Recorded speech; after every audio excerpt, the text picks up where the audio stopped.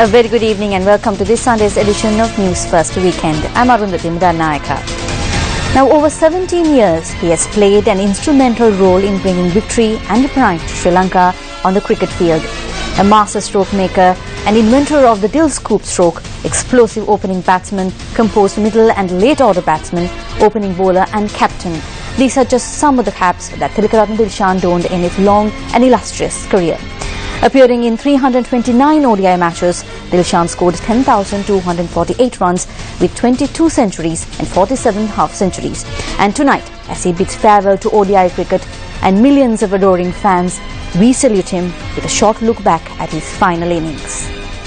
Let's now take a look at tonight's headlines. 4 terrorists involved in an attack on Sri Lankan cricket team in Lahore killed by police. Army colonel's wife injured in shooting at a house in Malta Bay. STF raids illegal gravel mining racket in Anamadua.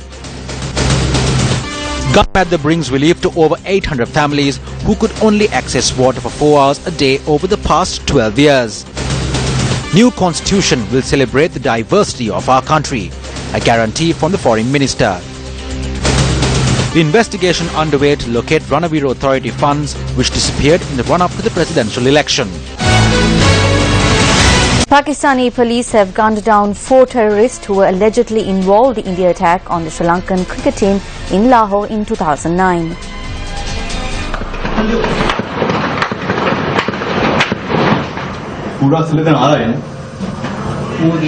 Sri Lankan cricketers were wounded when gunmen attacked their bus as it drove under police escort to the Gaddafi Stadium in Lahore for the 3rd day of the 2nd test against Pakistan on the 3rd of March 2009.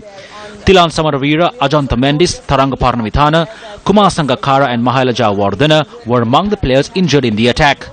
The 4 terrorists were killed in an operation carried out by Pakistan's counter-terrorism department in Lahore. According to the department, 4 other terrorists managed to escape from the scene. According to reports, the Lakshar-e-Jhangvi terrorist organization to whom the terrorists belong to are also involved in several other major terrorist attacks in Pakistan.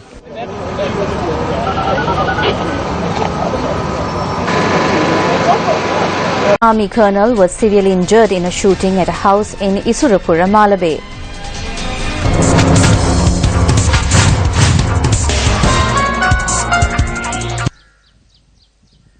The shooting occurred in a room of the house at around 10 last night while the woman was sleeping. The youngest of her 3 children, a 10-year-old boy, was also in the room sleeping.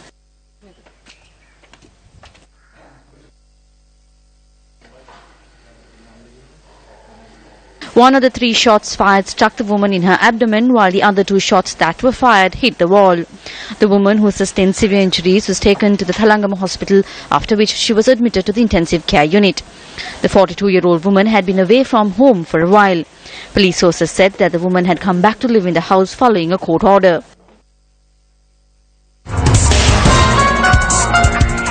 A birthday party which was held at a sports ground in the Nilamahara area in Bokundara ended with 1 youth being killed due to a clash that erupted during the party.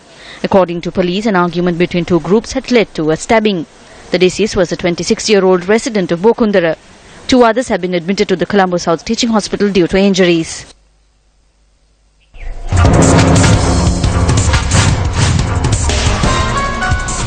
The police special task force intervened to halt an illegal gravel mining operation in Anamadua.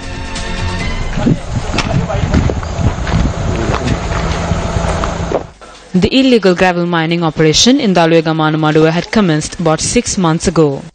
Wells in the area had begun to dry up due to the mining operation. Residents claim that the mining operation has had a harmful impact on their crops and their day-to-day lives. The STF, which uncovered the illegal mining operation, seized 10 tipper trucks, a JCB machine and arrested 11 suspects who have been handed over to the Anamadua police. Footage of a clash between 2 groups opposite a restaurant in Nugegoda last night has gone viral on social media.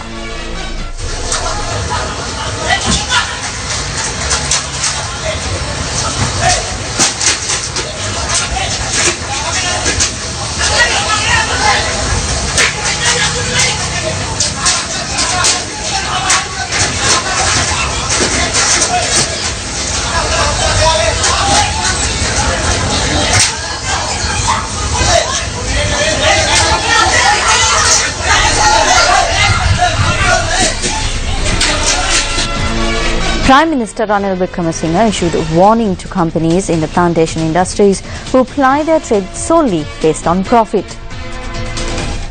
The Prime Minister expressed these views while addressing a promotion campaign of the United National Party's membership in the Hatton town. When I go overseas, I am told that the Sinhalese are racists, and I respond by saying no, the Sinhalese are not racists, it is just a handful that are. And if that is the case, how come a majority of the parliamentarians in the Nuwara district are Tamil? There is a diverse community of Sinhalese, Tamils and Muslims who live here. Nuwara is the perfect district that defines Sri Lanka's identity. Today, we are made to give special thought to companies in the plantation sector. Some of them function properly, while the others do not. We have to think about the future.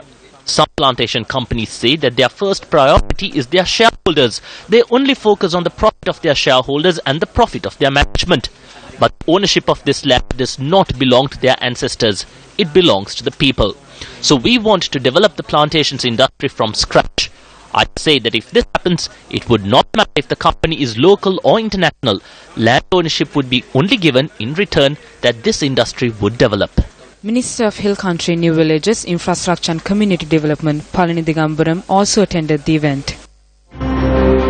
850 families who were only able to access clean drinking water for 4 hours a day for the past 12 years. Residents of 3 villages who drank water for just 4 hours of the day and remained thirsty for 20 hours were given a 24-hour water supply from today under the Government 100 Days initiative. While there were natural water springs amidst tea plantations, people of Vallavala A, Vallavala B and Viavela were forced to satiate their thirst with a 4-hour water supply provided by the estate management. The predicament they faced was the lack of a proper mechanism to collect the spring water from the plantation.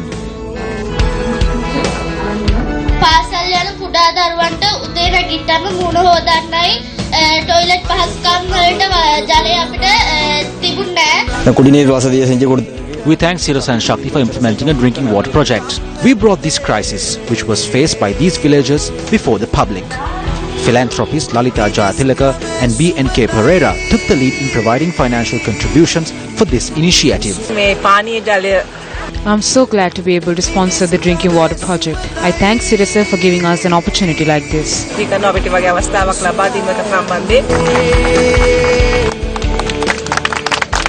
850 families who were disappointed with the conduct of the relevant authorities let out a sigh of relief today.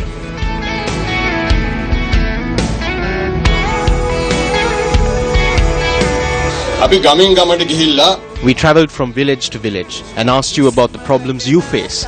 You told us that you were thirsty. This was a few months ago. Today, we have not forgotten your thirst. We have already completed several water supply projects across the island. Look at what is happening today. Our mothers, daughters and sisters in the Middle East are preyed on by those who are drunk on the wealth of oil wells. We cannot stop it. Why? Because of foreign exchange. Let's rebuild our country. Then we will bring them here to build our roads, construct our buildings and look after our homes. The Sirasa Newsfirst Gammat, the team, is working tirelessly towards this goal.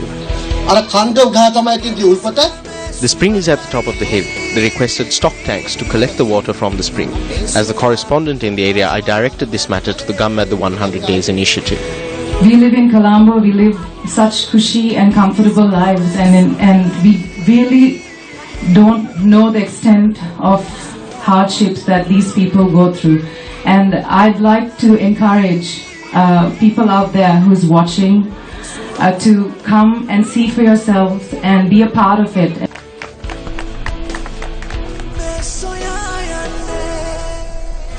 A ceremony to present housing assistance to low-income families in Biagama was held under the auspices of State Minister of Defence Ruwan Wijewardena today. Cheques for concessionary housing loans and cement for construction purposes were gifted to 21 low-income families at the United National Party office in Biagama today. There are reports that former President Mahinda Rajapaksa even utilized funds from the Ranavir Authority for the concluded presidential election. We are conducting investigations into this. The joint opposition continuously accuses the government of betraying war heroes and hunting war heroes. But in truth, the money that should have gone to the war heroes was used for the election campaign of the former president in order to make him victorious.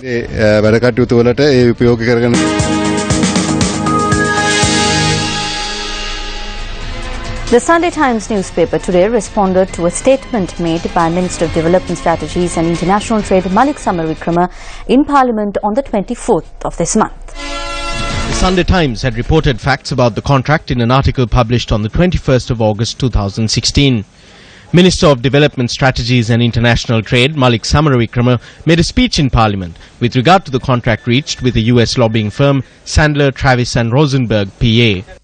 This agreement with STNR is purely made on an economic rationale to obtain expert assistance to the Ministry of Development Strategies and International Trade to pursue the objective of maximizing Sri Lanka's access to the United States market at a juncture the country needs enhanced opportunities for trade. Providing a response, the newspaper notes that when the government keeps saying that the US, the West and the international community have praised the new government and wants to do business with it, Minister Samaravikrama concedes that US lobby firms are still needed to maximize Sri Lanka's access to US markets. The newspaper raises the question as to whether there is some mismatch in what the government says and what it does. The article also says that these were the same arguments put forward by the previous government to justify hiring US lobby firms, which is now the subject of a Presidential Commission of Inquiry for money laundering. The minister also said the following in his speech in Parliament. This contract with the US firm STNR has been entered into in the fullest transparent manner. It is untrue to say that the Foreign Ministry is unaware of the engagement, as it has been presented to the Cabinet of Ministers and the decision approving the recommendations of the Cabinet memorandum has been sent to relevant secretaries, including the Secretary, Ministry of Foreign Affairs. The Attorney General's approval has been obtained for the agreement before signing.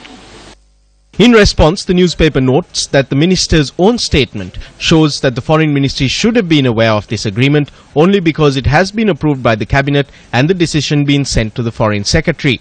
It adds that clearly the Ministry of Foreign Affairs has been otherwise kept out of the loop and the agreement has been signed by his Ministry Secretary and not the Foreign Secretary.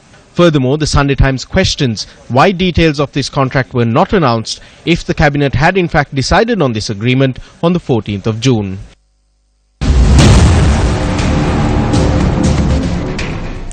Also during his statement in Parliament, Minister Malik Samaravikrama made a comment on media freedom. Let's take a look at what he had to say. Honourable Speaker, I am also a strong advocate of media freedom. However, the media should not abuse that freedom. Before allegations are made against politicians, whichever side they are on, or public officers, or even the businessmen, the media should obtain their explanations and clarifications before publishing damaging and incorrect articles. Joining us on Frontline this evening is a senior journalist and political commentator, Faraz Shaukat. Good evening, Faraz. Hello, good evening. Getting to the point straight away. Now, when the media reports on issues surrounding lack of transparency and dealings of foreign lobby groups, by what measures can it be considered an abuse of media freedom? There is absolutely no basis whatsoever of an abuse of media freedom. If the minister is issuing us a warning by making statements like this in Parliament, the minister is absolutely mistaken.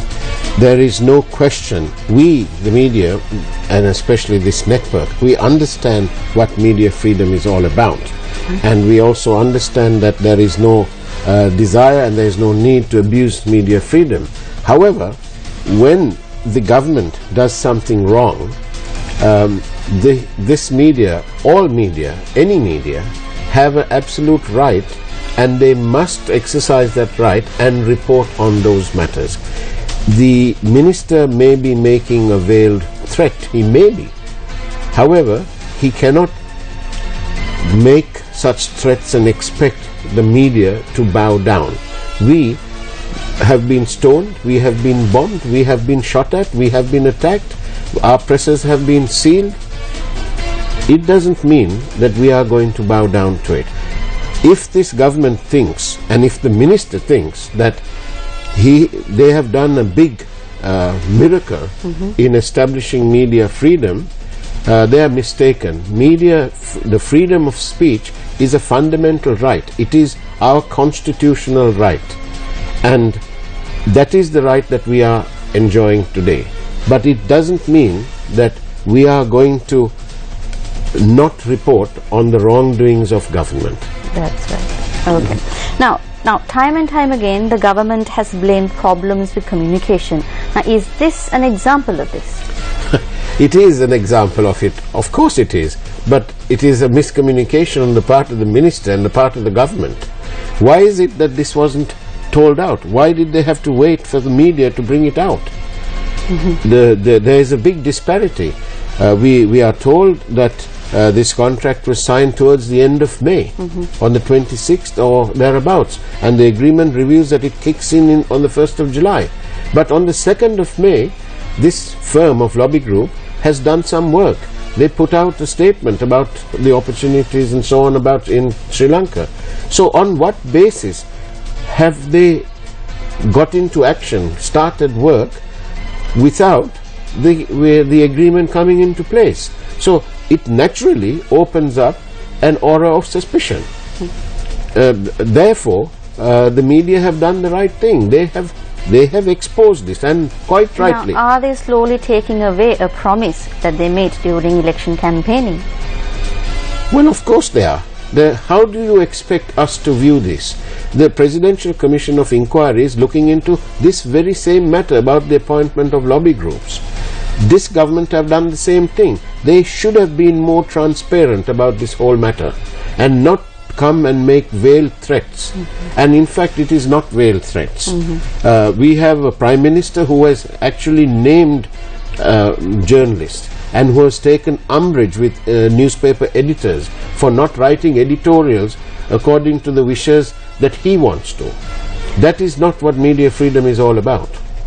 Now, can the government continue to continue to maintain that they support media freedom when its members are in fact levelling the so-called veiled threats? It's a complete travesty for the government to say this, because there is no such thing. No amount of threats, veiled or otherwise, is going to stop the media from reporting the facts. The people of this country need to be informed, and any media should and must and will report on the wrongdoings and failures of government. It is absolutely clear. Any media that is worth its salt will not bow down and will not cow down. I need a short answer for this. How should this be resolved for us? It should be resolved by the minister apologizing for giving these sort of incorrect statements, and to come clean and to give us all the details on how this contract was entered into. Why is there such a gap in the dates, for example? We need some clean answers, because otherwise the media will be forced to dig into it and report further on these matters. We do not take warnings, however veiled or otherwise, which means lightly. you are asking for transparency. That is all. We elected this government on a bandwagon of good governance and of promises to be transparent and an equitable playing field for all. The media is part of that all. We need answers, straight and clean and transparent. Well, thank you, Faraz, for joining us on Frontline this evening. Pleasure.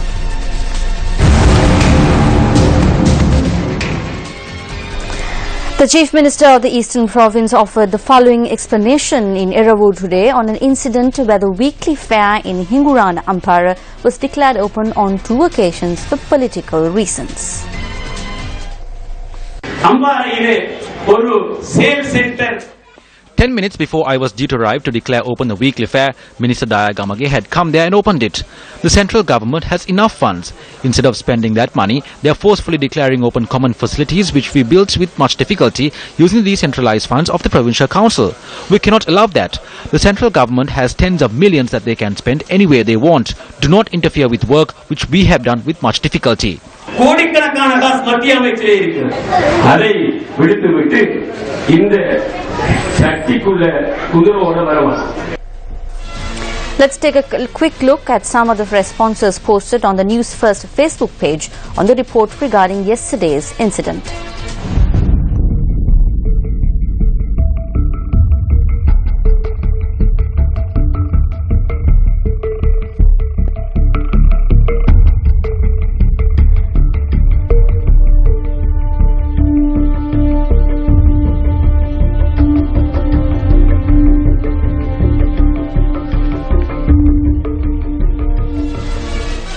It was declared in Mathura today that the Tamil National Alliance is ready to work for a common stance for the sake of peace and coexistence in the country.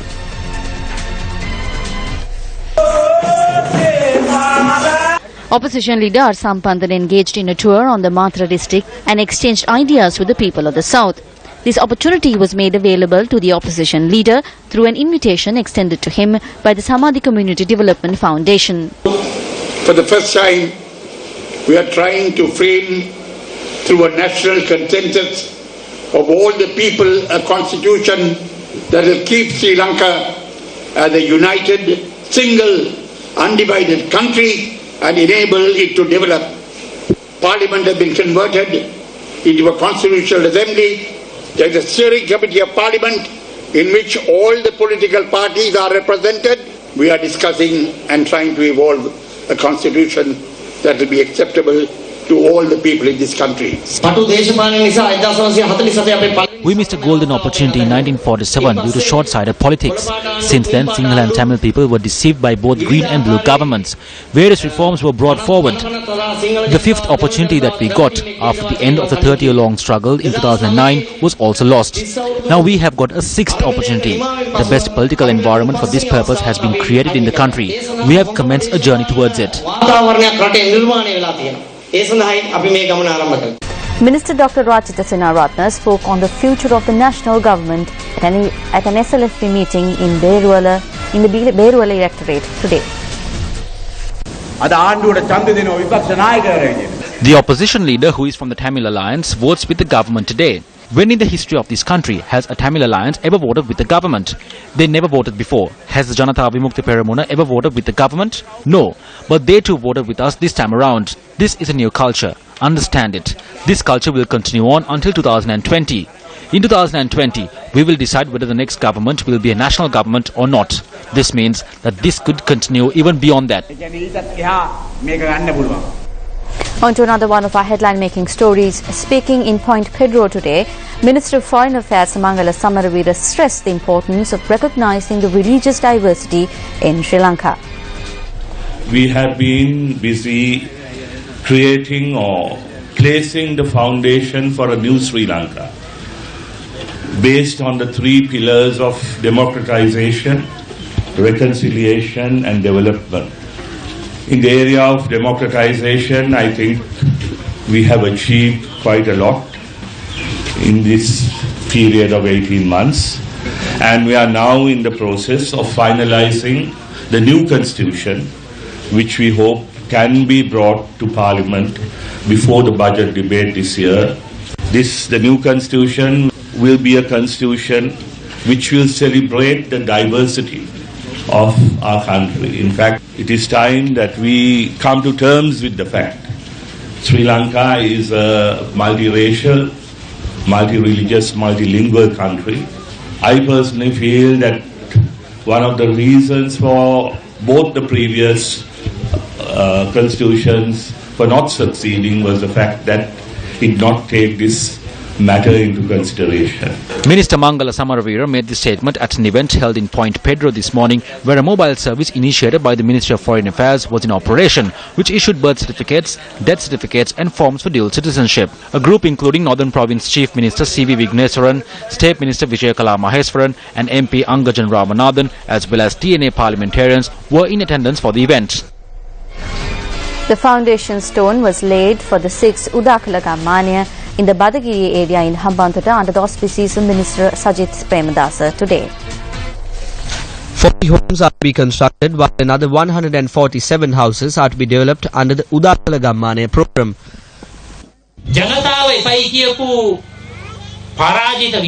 Groups of the joint opposition who were rejected by the people are asking us what we have done over the past year.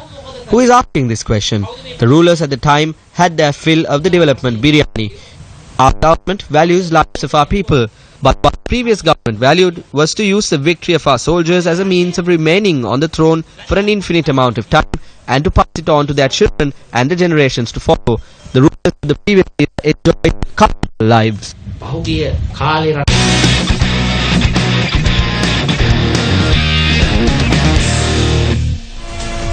The third and final ODI of Australia's tour of Sri Lanka is currently underway at the Dambulla International Cricket Stadium. The stadium is playing host to an ODI match following a lapse of 1 year. Chasing 227 runs for victory, the Aussies were on 182 for the loss of 4 wickets after 36 overs. And with that, we wrap up tonight's edition of Weekend Primetime News. Thank you very much for joining us. Good night.